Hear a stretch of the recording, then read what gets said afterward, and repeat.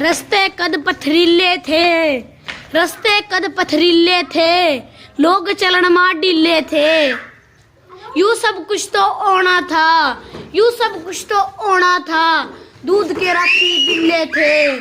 जहर किसने फांका था, जहर किसने फांका था, किसके हाथ रसीले, किसके हाथ लीले थे। आगे उसकी बाता माँ, आगे उसकी बाता माँ, जिसके बोल रसीले थे। अख्तर अंजू कुंजनी, अख्तर अंजू कुंजनी, मौसम गिल्ले गिल्ले थे। जी मोहतरम अख्तर दौलतालवी साहब का कलाम और अब्दुल्ला चौहान ने पढ़ा जनाब, शुक्रिया। आज बाबा साहब सब कुछ मिठा बोल के ले गया, सब कुछ मिठा बोल के ले गया, सारी चीज टटोल के ले गया।